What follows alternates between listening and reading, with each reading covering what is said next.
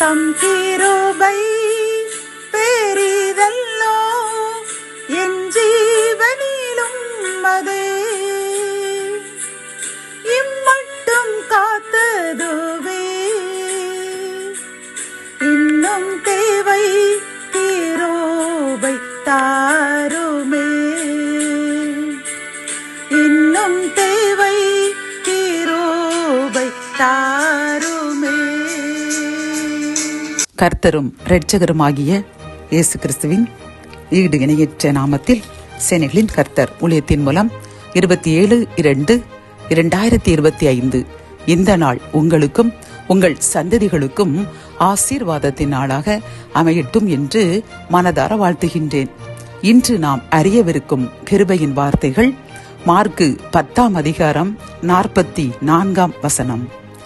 உங்களில் எவனாகிலும் முதன்மையானவனாயிருக்க விரும்பினால் அவன் எல்லாருக்கும் ஊழியக்காரனாயிருக்க கடவன்.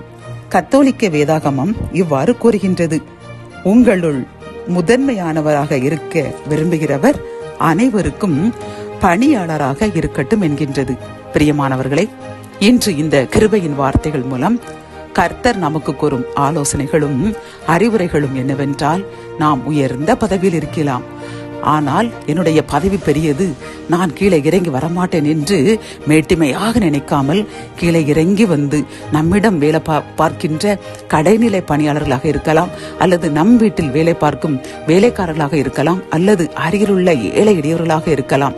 அவர்களிடம் நாம் நமது அந்தஸ்தையும் பதவியையும் காட்டாமல் இறங்கி வந்து அவர்களை பார்த்து சிரித்து அவர்களுடைய தேவையை உணர்ந்து அவர்களுக்கு உதவி செய்து அவர்களையும் நாம் மகிழ்ச்சியாக வைக்க வேண்டுமா? இதுதான் கர்த்தர் விரும்புகின்ற அந்த அவருடைய ஆசை.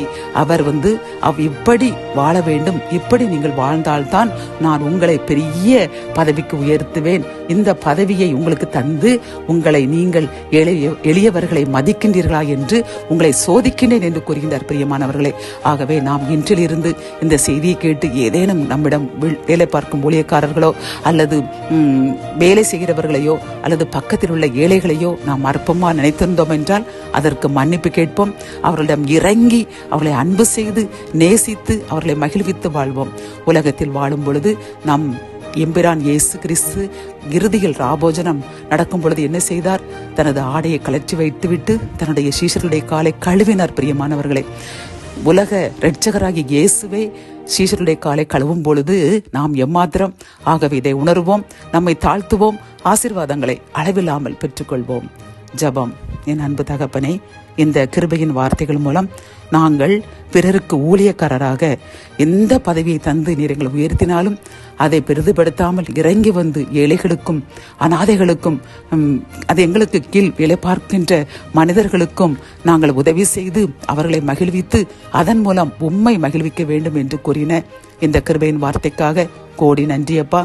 நாங்கள் இந்நாள் வரை அப்படி எங்களை தாழ்த்தாமல் நாங்கள் பெருமையுடன் வாழ்ந்து வந்திருந்தோமானால் அதற்கு என்னுடன் சேர்ந்து யார் யாரெல்லாம் மன்னிப்பு கேட்கின்றார்களோ எங்களை மன்னிங்க, நாங்கள் இன்றிலிருந்து எங்களை தாழ்த்துவோம் என்று உறுதி எடுக்கின்றோம். எங்கள் உறுதியை ஏற்றுக்கொள்ளுங்க.